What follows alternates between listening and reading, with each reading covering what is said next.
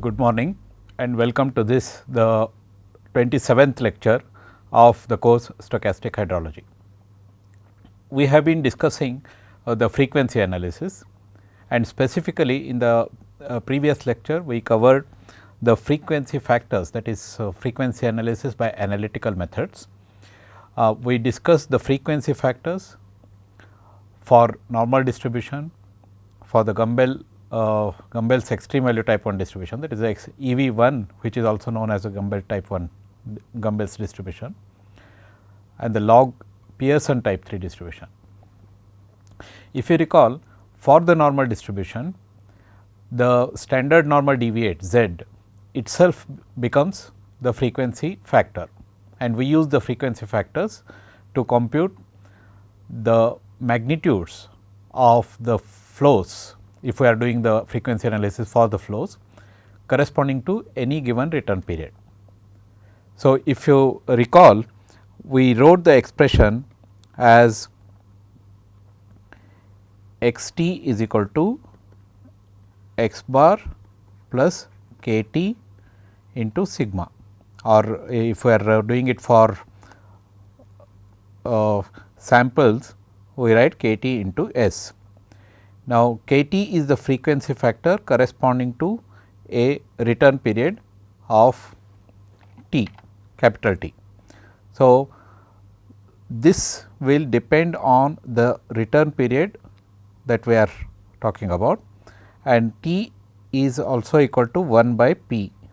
All these are necessary for carrying out the frequency analysis, where p is probability that x is greater than or equal to x t. Now, all of these are the preliminaries of frequency analysis. So, we are interested in getting x t, which is the magnitude of the flow if we are doing it for flow frequency analysis, which is typically the case. Flood frequency analysis is what we carry out. So, this is the magnitude of the flood corresponding to a return period of t, and the return period of t is related to probability of exceedance by t is equal to 1 by p, and we are doing the analytical frequency analysis by using this expression x bar plus k t times s, where k t is the frequency factor. And we discussed the k t, which is a frequency factor corresponding to the normal distribution, which, as I said, is the normal standard normal deviate Z itself. And then for the Gumbel's extreme value type 1 distribution as well as log Pearson type 3 distribution, I have given you the formula for obtaining the k t, which is the frequency factor. We also discussed subsequently the probability plotting, that is, when we have the data, how do we check whether the particular data fits a given distribution or not. And we started with the discussion on plotting the data on probability papers, and specifically we started discussing the probability paper construction by mathematical method, that is by analytical method. And if you recall, we discussed the exponential distribution to demonstrate how we construct the probability paper. If I would like to reiterate here that essentially what we do in probability paper construction is that we are converting the nonlinear CDF into a linear form. So, the scales are adjusted on the paper such that the CDF plots as a straight line, and that is what we did in the case of exponential distribution. We could do that in exponential distribution because it is a kind of invertible distribution, in the sense that given the CDF we would be able to express x in terms of the CDF, whereas many other distributions, for many other distributions it is not readily possible for us to express x in terms of f of x given the analytical expression for f of x. In such situations we fall recourse to the graphical method. What do we do in the graphical method? Let us say that you plot any CDF on an arithmetic paper. How does the CDF plot? It will typically plot as a nonlinear curve. Now, this nonlinear curve we make it as a linear curve by adjusting the scales of the arithmetic paper, and this adjusted scale on the arithmetic paper will convert the arithmetic paper into a probability paper. We will start, we will demonstrate this procedure by the normal distribution. So, in the graphical distribution, for the normal distribution, let us say for the graphical construction is done by transforming the arithmetic scale to probability scale. So, that when you plot the CDF, you will obtain a straight line. This transformation technique now we will discuss through the normal distribution. For the normal distribution, we have the standard normal table, standard normal distribution table. We make use of that and then look at the f of z, capital F of z for various values of z. First we plot f of z versus z on an arithmetic paper and see how it plots. So, these are the f of z values. Typically, if we use a table like this gives the area under the standard normal curve from 0 to that particular value of z. So, you add 0.5 to that by symmetry to get the complete area until this point, and similarly if you are looking at a z which is less than 0.5, you will deduct, you will use the area directly, and to get the probability on the other side, for that you will deduct this particular area from 1. So, all of these fundamentals of normal distribution we have studied earlier. So, typically this is how the table looks. These are available in any standard textbooks on probability and statistics. So, we have shown only a partial table here.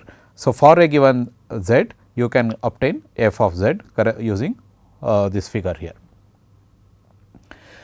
So, we use z and the associated z value. Let us say from minus 3 to plus 3, about 99.9% of the values of the probability is contained in that. So, we use typically from minus 3 to plus 3, and these are the associated z values.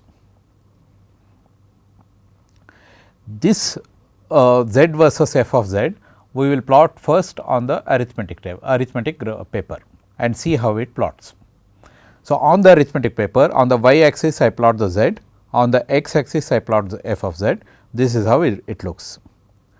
So, minus 3 corresponding to 0, not exactly 0, but very nearly 0, and plus 3 corresponding to nearly 1. And this is a nonlinear curve, and at 0.5 it corresponds to 0, that is z is equal to 0 corresponding to f of z of 0.5. Normal distribution being symmetric distribution, we have a symmetric curve plotted on the arithmetic paper. What we will now want to do is, we want this relationship between f of z and z to plot as a straight line. So, what is it that we do? We convert this figure, we convert the scales in fact on f of z such that this figure plots as a straight line. How do we do that? We plot a straight line now. We take a straight line passing through z is equal to 0, f of z is equal to 0.5. We plot a straight line and then transform the associated coordinates of f of z from this curve to that straight line, that is all. Which means that essentially we are transforming the f of z scale here from the arithmetic scale to another scale which we call as probability scale, such that this CDF which is plotted as a nonlinear curve will in fact plot as a straight line. So, the procedure is very simple. Once you plot the f of CDF, simply take a straight line which best represents that particular CDF and then transform the coordinates, transform the scale on the f of z to a probability scale, such that all of these points are transformed to transferred to the straight line.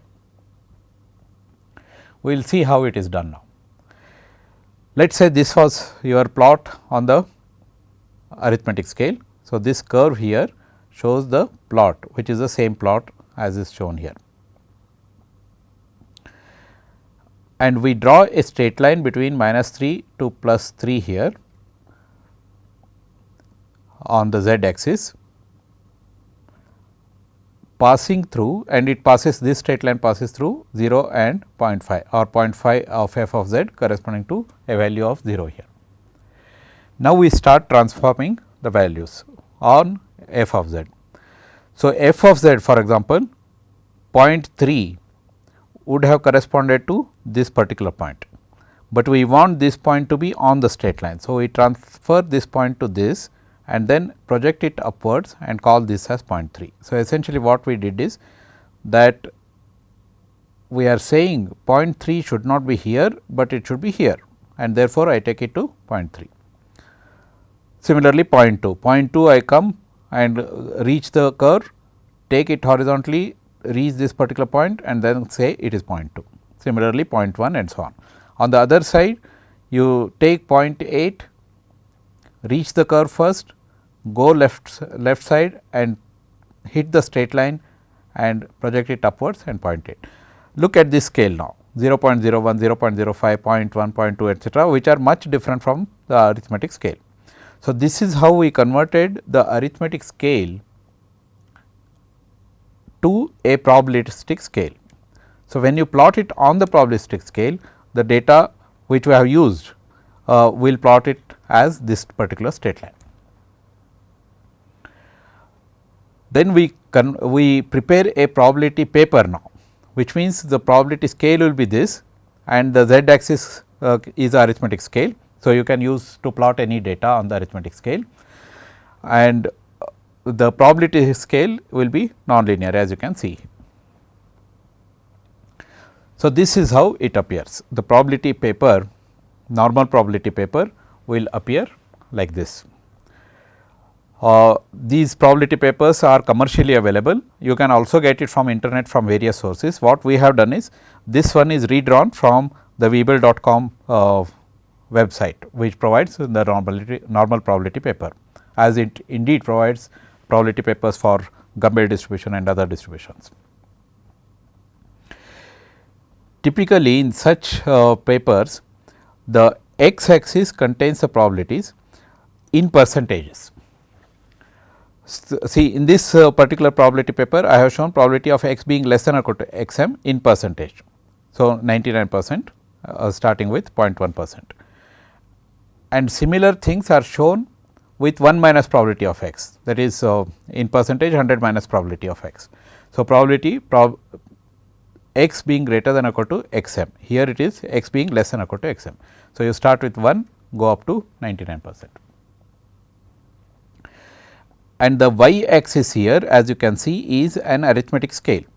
So, the x axis is probability scale, y axis is arithmetic scale. We use this probability papers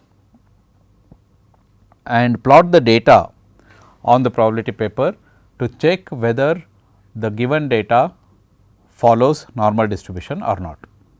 What will happen if it follows normal distribution? It would follow this particular straight line, or the values will all be around this particular straight line. So, if you plot the data that you have on the normal probability paper and it plots as a normal distribution as a straight line on this particular probability paper, then you can reasonably assume if it plots nearly as a straight line, then it is a reasonable assumption that the data in fact comes from a population which follows normal distribution. So, the purpose of the probability paper is to check if a data set fits a particular distribution. Let us say you have exponential distribution probability paper that we discussed in the last lecture, and you have normal distribution probability paper. Similarly, you have typically Gumbel's distribution. In hydrology, mostly we use normal and Gumbel distribution. So, once you have the probability papers, you fit the data on that particular paper, and if the data fits as a straight line or it fits nearly as a straight line, then you can assume that the data that you have as a sample, the sample data in fact is drawn from that particular distribution, normal or Gumbel or whatever. Now, once you plot this, you can use that, let us say that it plots as a straight line on the normal distribution. You can use that for interpolation, extrapolation and also for comparison purposes, another normal distribution, how does it compare with the particular data that you have and so on. So, the probability paper is very useful, especially for obtaining interpolated data, in the sense that let us say that you want to talk about a flow duration, flow magnitude of 15-year return period, which from the data it is not directly possible for you to get. Then once you plot it as a straight line on the normal probability paper, for example, you will be able to get the magnitude corresponding to 15-year flow data, that is the interpolation. You can also use it for extrapolation. Let us say your data range was only up to let us say a return period of 10 years, 15 years etc., you can obtain it straight away, but you are interested in getting a return period, a magnitude of flow corresponding to a return period of 200 years, 300 years, which are typically the case in most hydrologic designs. Then you can use this procedure for extrapolation also, that is once you have the straight line, you can also extrapolate and then look at return periods which are which far exceed what you can get from the sample data itself. And that is what, if you recall, we do in frequency analysis. However, I must alert you here that extrapolation must be done very carefully, because in extrapolation essentially what we are doing, we are looking at the extreme values. Let us say 200-year return period, 300-year return period etc. These are typically the extreme values which are located on the tails of the distribution, and tails of the distribution are very sensitive to change in probabilities. I will demonstrate when I explain the example there what I mean by that. So, whenever you are using the probability paper for extrapolation, you must be reasonably sure that the data fits that particular distribution. If you have any doubt on, especially on the extreme values departing further away from the straight line, then you have to be careful in doing the extrapolation, especially because you use the extrapolation for flood frequency analysis, where the difference between a 200-year return period flow or flood and the 300-year return period flood may be significant, and therefore, the method that you use to estimate these return period floods must be accurate. Otherwise, it may lead to costly decisions in terms of the economies, economic investments and so on, or it may lead to so conservative decisions that the decisions may be wrong, and therefore, achieving the right value of the magnitude that arises out of the probability papers must be a major concern, especially when you are dealing with the extreme values. We will now see what we call as the plotting position. Look at the probability papers here. What I said is that you plot the data on the probability paper. Now, to plot the data on the probability paper, first you must have the data magnitude, which you can plot it on the y axis, but you also need the corresponding probability values, probability of x being less than or equal to x m or x being greater than or equal to x m and so on. Now, these are obtained from probability plotting positions. The basis for this is that you have a small sample of data, or even if it is large, comparatively large, it is only a sample. Now, from this sample you want to estimate the probabilities of exceedance, that is probability of x being greater than or equal to x, a given value of x, or probability of x being less than a particular value of x, and so on. This we estimate by using the probability plotting positions. We call it as plotting position because they are not actual probabilities. See, there is a sample that you have, let us say of the observed data, and this observed data you are now examining whether it is in fact drawn from a particular from a population belonging to a particular distribution. And therefore, we use this not as actual probabilities, but as plotting positions, so that we can plot it on a probability paper or even on a arithmetic paper. So, typically we are saying probability of x being greater than or equal to x m is estimated by such and such a formula. So, we have is a number of formulae for plotting position, these are called as plotting position formulae. So, the plotting position is a simple empirical technique. There is not a rigorous analytical basis for the plotting position, and what we do in this is that we use the fact that there is a relationship between the magnitude of an event versus its probability of exceedance. This exists, and this relationship is what we are capturing or what we are depicting through the plotting position. And we say the plotting position actually refers to that particular probability value, although it is not exactly a probability, it just refers to that particular probability value assigned to each of the data to be plotted, which means you have in the sample you have several data points associated with each of the data point. We provide a probability plotting position and then say that this plotting position in fact refers to the probability of exceedance of that particular value. In hydrology, we use several of the plotting positions typically, and I will go through some of the empirical methods which provide the plotting positions. Typically, you have let us say n number of values, let us say 50 years of monthly data values, which means 600 values. All your decisions must be based on what you have observed on the field. So, this is the observed data. So, we are basing all our decisions on the observed data.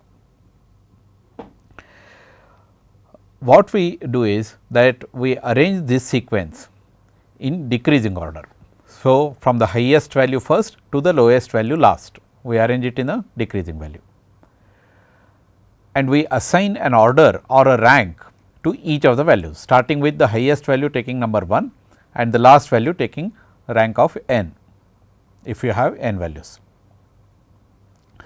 So, if you have n number of values and m is the rank of a particular value, then the exceedance probability of the mth largest value is obtained by various plotting position formulae.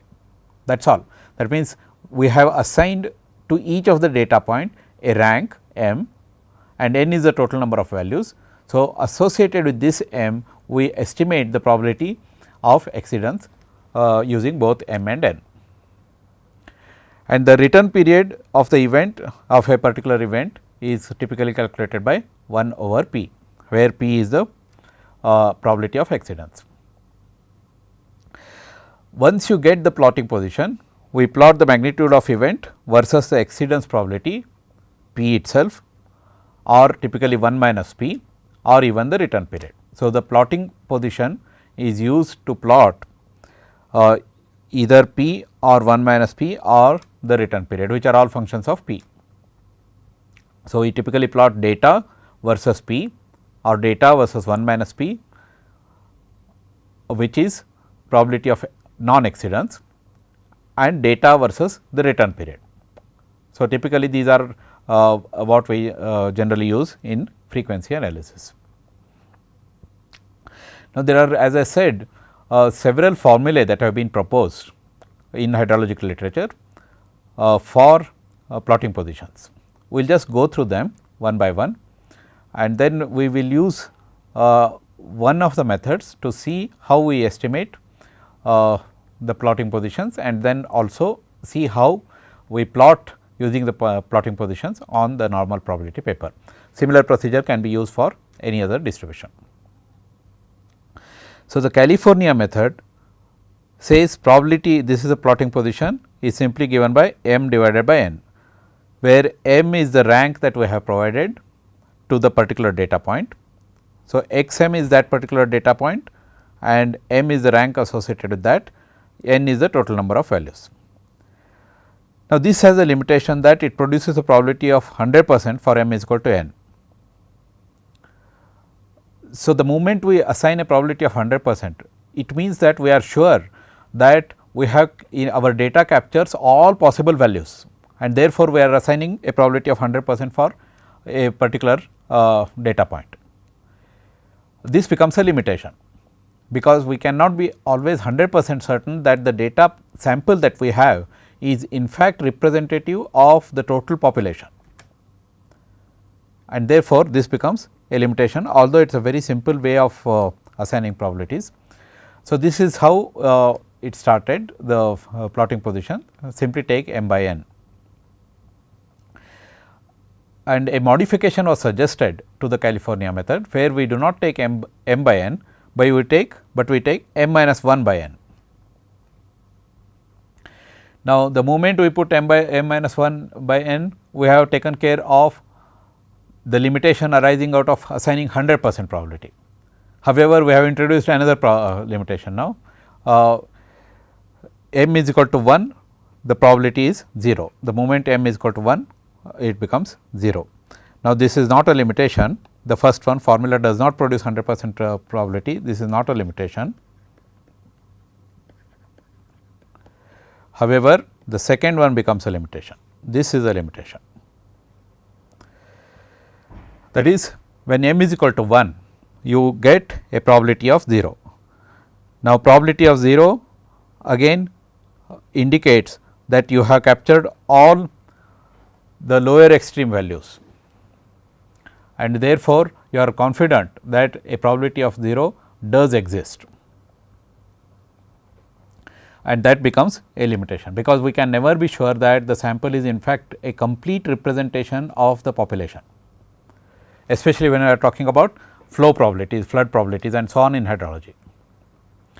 Then we have the Hazen's formula, which does a compromise again between just taking m by n and taking m minus 1 by n. It takes m minus 0.5 by n. Then we have the Chegoday's formula, where it takes m minus 0.3 by n plus 0.4. As I said, these are all empirical methods. They have done several tests on these and then propose these particular formulae.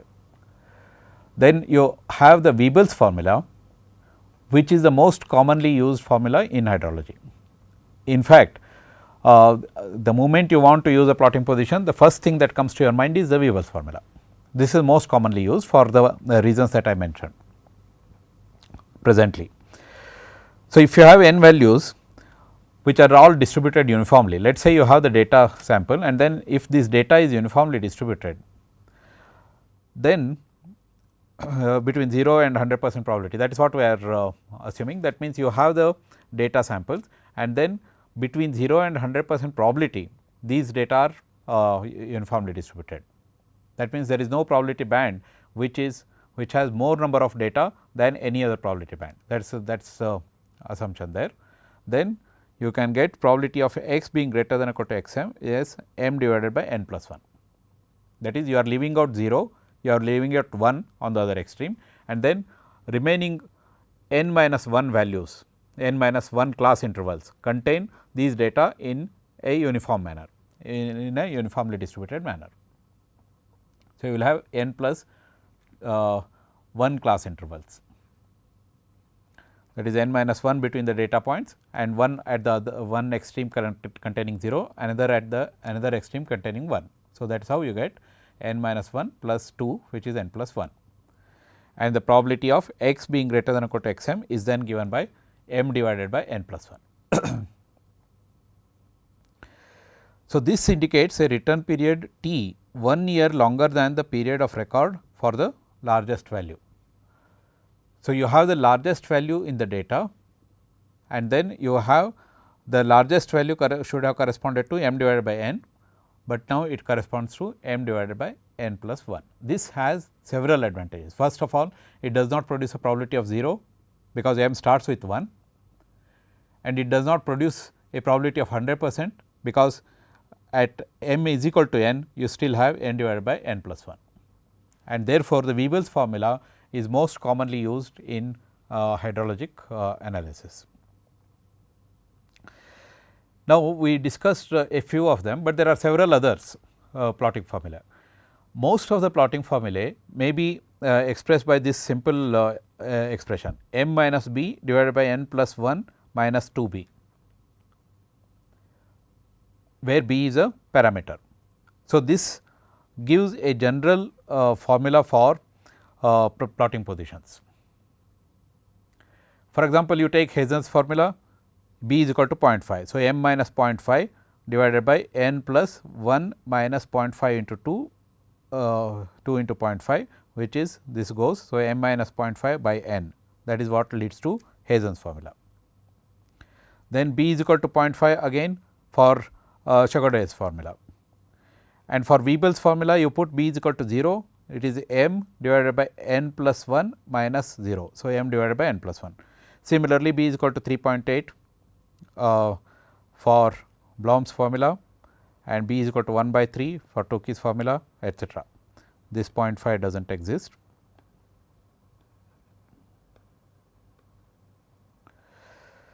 Like this, you can generate several formulae by using different values of b, and some of them are proposed like this. Now, there is one study which was done long ago in 1978. He uses, that is Cunnane studied the various available plotting position methods based on unbiasedness, which of these are unbiased and which of them also lead to minimum variance. And he observes that if a large number of equally sized samples are plotted, the average of the plotted points for each value of m lie on the theoretical distribution line. So, this must be ensured by your plotting position. Then the minimum variance plotting minimizes the variance of the plotted points about the theoretical line. So, you have the theoretical line, and then you have plotted the data using the plotting position. Then your plotting position must be such that among all the plotting positions, it must lead to a minimum variance of plotting. That means, the variance if you calculate between the observed and the theoretical values, that variance must be minimum. So, this is what we generally use as criteria for choosing the plotting position, but as a first cut solution to most of the hydrologic problems, you generally use the Weibulls plotting position. For normally distributed data, the Bloom's plotting position is commonly used, and for extreme value type 1 distribution, we use the Gringorten formula, which b is equal to 0.44. Now, whether you use one plotting position or the other, as far as the center of the distribution is concerned, there is not too much of a difference between the plotting positions provided by these various methods. However, when we look at the extreme values, either on the high extreme or on the low extreme, the plotting positions can be quite different from one plotting position to another plotting position. And therefore, when you are dealing with extreme values, you must be specifically attentive to which type of plotting positions that which of these several plotting position formulae that are available, which among them you would like to use. Now, this comes from the judgment after looking at the plots of the data on the probability papers.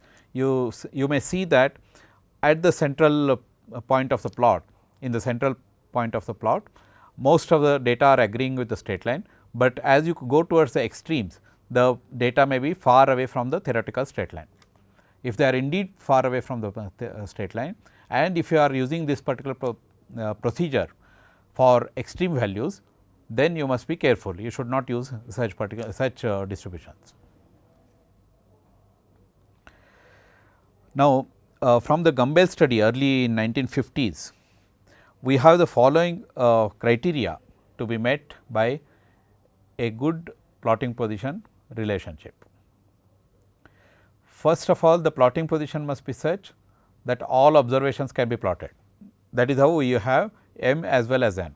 So, you have n number of values and m goes from 1 to n, and all of these must contain both m and n. So, that you are able to plot all the observed values. Then the plotting position should lie between the observed frequencies of m minus 1 by n and m by n. That is, this is the probabilities. So, as I said, you leave out 0% and 100%. So, it must lie between m minus 1 by n and m by n. The return period of a value equal to or greater than the largest observation, and the return period of a value equal to or smaller than the smallest observation should converge to n. Now, this is an important and interesting property of the plotting positions. What do we mean by that? Return period is given by t is equal to 1 by p. So, you take the largest observation in the data that you have. So, the return period of a value equal to or greater than the largest observation. So, get the return period corresponding to that, and the return period of a value equal to or smaller than the smallest value, both these must converge to n. Now, that is one of the requirements of a good plotting position relationship. Then the observations should be equally spaced on the frequency scale. What do we mean by that? That you are saying that this data should map on to that particular distribution, and the distribution of the data themselves in various probability bands must be equal. So, that is what we mean by the observation should be equally spaced on the frequency scale. And the plotting position should be analytically simple and easy to use, which is obvious, because we want to finally recommend these to the field engineers who are in hydrologic designs. So, this must be simple. So, these are some of the criteria that Gumbel has brought out for a good plotting position formula. Let us look at the Weibull's plotting formula. Okay. Weibull's plotting formula, plotting position formula is given by probability of x being greater than or equal to x m is equal to m divided by n plus 1. M is the rank when we arrange it in descending order, and n is the total number of values. Now, the first condition is that all the observations must be, we must be able to plot. So, all the observations can be plotted, since the plotting positions range from 1 divided by n plus 1 for the highest value to n divided by n plus 1. So, this is greater than 0 and this is less than 1, and therefore, you can plot all the values. The relationship lies between m minus 1 by n and m by n, because we are talking about m divided by n plus 1 for all values of m and n, and therefore, the second criteria is satisfied. The return period of the largest value is n plus 1 divided by 1, that is, we are talking about m divided by n plus 1. So, it will be the largest value will have a rank of 1 and the probability associated that will be 1 divided by n plus 1. This has to be 1 divided by n plus 1, I am sorry here, 1 divided by n plus 1. And for the smallest one, so what happens?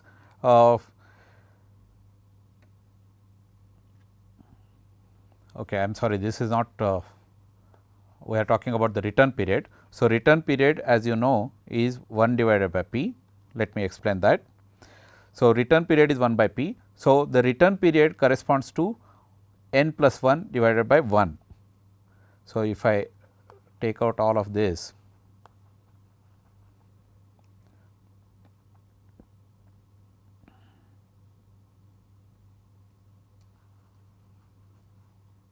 Okay, I will explain this again.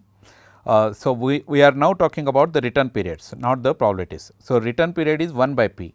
So, 1 by p will be n plus 1 by n, because your p is 1 by n plus 1, and therefore, the return period is n plus 1 by. So, as n increases, which approaches n as n tends to infinity. So, this will be n plus 1 by 1 will be almost equal to n as n approaches infinity. Similarly, the return period for the smallest value, that means, we are looking at the last value, and the probability is n divided by n plus 1. Therefore, the return period will be n plus 1 by n, which approaches 1 as n tends to infinity. As n tends to infinity, this becomes 1, and that is why that is how it satisfies the condition 3 of Gumbel's conditions. Then the fourth condition is the difference between the plotting position of the m plus 1 and mth value is 1 divided by n plus 1 for all values of m and n. What is the fourth condition of Gumbel's? This is the observations should be equally spaced on the frequency scale. Now, that is what we are saying here. The difference between the plotting position of the m plus 1th and the mth value is 1 divided by n plus 1, which remains the same for all values of m and n. That means, the frequency remains the same across different plotting positions, and of course, the formula is simple and easy to use. Therefore, the Weibull's formula meets all the requirements as proposed by Gumbel in 1958, and therefore, the Weibull's formula is most commonly used in hydrologic analysis. Okay, we will take a simple example now. We are looking at the maximum flow of a river for 60 years, and we will look at the probability plotting analysis. We use the Hazen's formula. I use the Hazen's formula for convenience here, because we use MATLAB, and in MATLAB Hazen's formula is what is used for normal distribution. However, you can use Weibull's or any of the other earlier plotting position formulas that I have mentioned. And then we will see whether the given data in fact can be approximated as belonging to normal distribution. Now, this is the data from 1950 to 2009. So, 59 plus 1, that is 60 years of data. These are the annual maximum discharges in million cubic meters. So, these are the values. This is year and this is the value. What we do is that we arrange this data in decreasing order. That means, the highest value first and the lowest value last. So, first the data is arranged in descending order, and we assign ranks to each of the data. That means, rank number 1 to the highest value, rank number 2 to the next highest value, etcetera, rank number n to the last value. And then we obtain the probability x being greater than or equal to x m. This is the Hazen's formula, m minus 0.5 divided by n, where m is the rank corresponding to that particular value and n is the total number of values. And the maximum annual discharge versus the return period is plotted on a normal probability paper. So, this is what we get from the plotting position, and then we have the given value of the data, that is the maximum annual discharge, and the return period we can plot. Return period is 1 by p, or we can also plot the probability of exceedance or probability of non-exceedance. We can use the probability paper for plotting any of this. So, we take, let us say we pick up the maximum value 3, 2, 5, 6 and assign rank number 1, next value assign rank number 2, etcetera, like this. So, we assign up to ranks 60 in in the data. So, it goes from ranks 1 to 60. Once we get the ranks, we can get the plotting position. So, we get plotting position x being greater than or equal to x m using this formula. So, these are the plotting positions. Okay. And then we use the normal probability paper, which I had indicated earlier. In this case, we use a normal probability paper. Earlier, I had indicated the probability scales on the x axis. This differs and it is just based on your convenience. You can use either the x axis to indicate your data or x axis to indicate the probabilities. Many commercially available probability papers will use x as x axis as the probabilities, but in this particular case I am using the MATLAB program. Though the MATLAB syntax is simply non plot given data. So, data is a vector, you simply give non plot and it uses the Hazen's formula for plotting position and then generates this probability paper plot on the probability paper. So, here we have shown probability of x being less than or equal to x m, and here we have shown probability of x being greater than or equal to x m. That is what is obtained from this table here. So, probability of x being greater than or equal to x m is what is shown here. So, for example, you have a probability of 0.008. So, you get somewhere here 0.008 and that corresponds to this value. So, on both these axes, vertical axis, you can get the associated probabilities. The theoretical line in this case is shown by the red line here. That is, this is the best fit line, straight line for that is, if this data set were to follow a normal distribution theoretically, then all of these points would have come on this particular straight line. But there are some departures, some of the data are departing from the straight line. As you can see, in the central region of the plot, most of the data are very close to the straight line. As you go near the extremes, for example, this point, these points here, etc., as you go near the extremes, the departures are quite significant. So, if you are interested in the central region, we can reasonably assume that this follows a normal distribution, and typically when we want to use normal distribution, we are generally interested in the central region. So, unless you are looking at extremes of, let us say 1 in 1000 year return period, 1 in 500 year return period flows and so on, unless you are looking at those extremes, you can reasonably use the normal distribution for this particular data. Now, let us say you look at difference between 10-year return period and 100-year return period. What does 10-year return period correspond to? Let us say you are looking at t is equal to 10 years. So, t is equal to 10 years will correspond to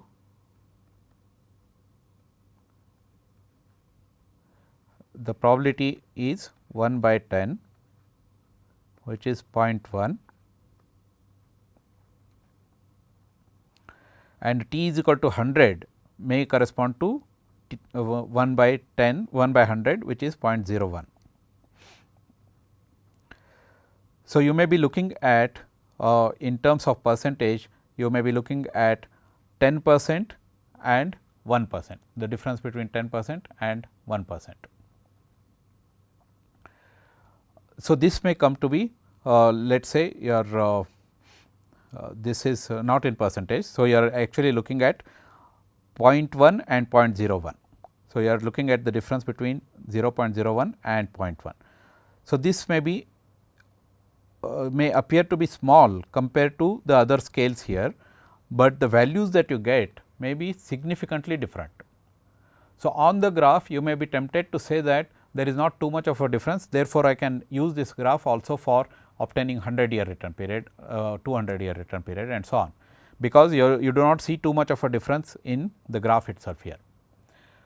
However, because you must remember that this is a highly nonlinear scale and therefore, the values that you get may be significantly different, and therefore, you must be alert to the situation that near the extremes the differences, if they are significant, the values are significantly departing from the theoretical straight line, then you must be alert to using these for extrapolation purposes near the extreme values. That is the point that I want to drive.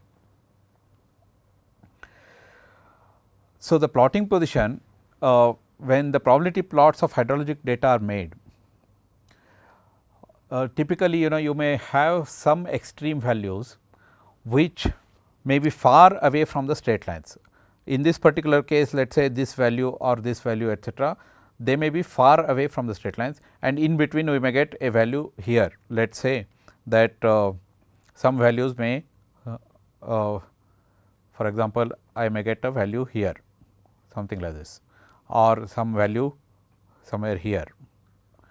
Now, these are quite far away from the theoretical straight line compared to most other values. Most other values you may say that the departure is only very small random deviation from this straight line, and therefore, it can be accepted. Whereas, there may be some values which are far away from the theoretical line. These are called as the outliers. That means, in the data that you have observed, let us say that all of the data were somewhere around this region, but one or two values may be far away from this data. These are called as the outliers. Identification of outliers from a given data is itself an exercise. That means, given the data, do we call this as an outlier, or do we include it in the analysis? And you may not have just one outlier like that, you may have a series of outliers. Let us say some outlier may lie here, somewhere here, and some other value may lie here, etcetera. Whereas, most of the other data are all around the line. Now, in that case, first of all, these are outliers.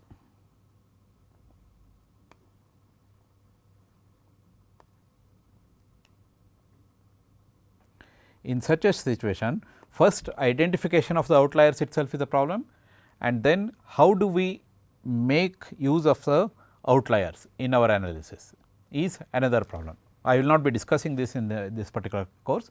However, you keep in mind that when you get the data here like this, and then some of the points are far away, how do we treat them is a different topic by itself. You must remember that you should not simply ignore the outliers, depending on the type of analysis that the type of use of this analysis that you would like to make. You may have to consider the outliers in different ways.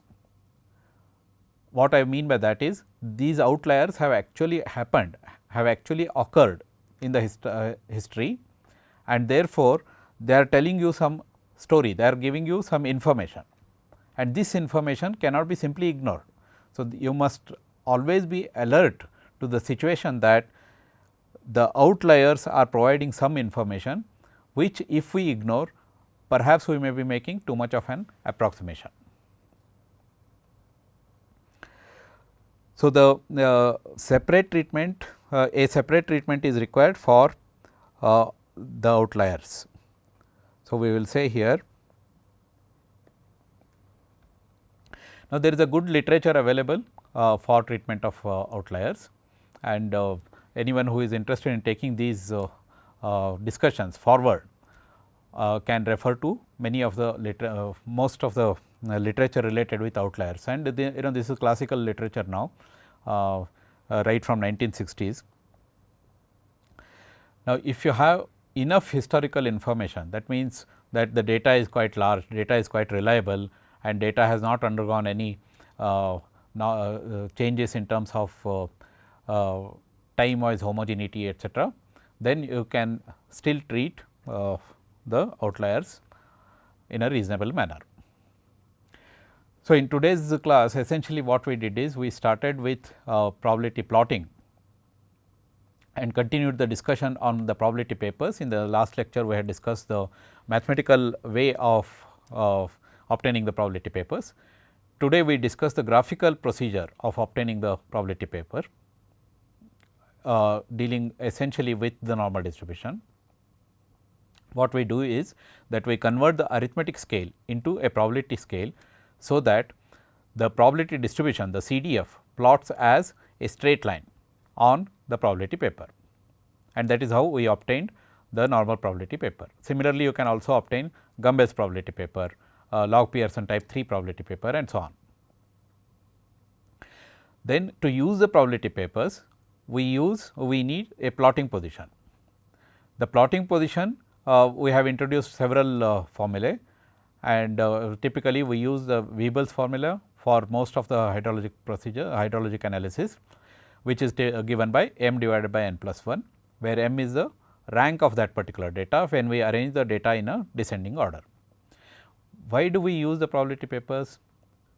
The probability papers typically are used as a first cut approximation or first cut judgment on whether a given data set that you have in fact fits that probability paper or probability distribution or not. If the data with the associated plotting positions plots as a straight line or nearly as a straight line, then you are reasonably sure that you can use that data sample as belonging to a particular population which follows that particular distribution, say normal distribution or Gumbel distribution and so on. You must also be careful in extrapolating the data from the distributions that you so obtain. Let us say that most of the data in the central region follow the particular straight line very closely, but at the extremes you have departures, you have significant departures. Then you should be wary of doing extrapolations in the extreme regions. So, we will continue this discussion and introduce analytical procedures for testing whether a particular data set fits a given distribution or not. That is, we have the data set. What we did through probability papers is that we constructed the probability papers and then plotted the data set and then saw whether it plots as a straight line and then made a conclusion or judgment on whether it fits that particular distribution or not. Now, we look at analytical procedures. What do we do in the analytical procedures? If you want to test whether it fits a particular distribution, say normal distribution, theoretical distribution, we get the expected frequencies from that particular theoretical distribution and we compare it with the observed frequencies arising out of the data, and then look at how closely, in some statistical sense, how closely the observed frequencies match the expected frequencies. And this is what we discuss in the next lecture. So, thank you for your attention. We will meet again in the next lecture.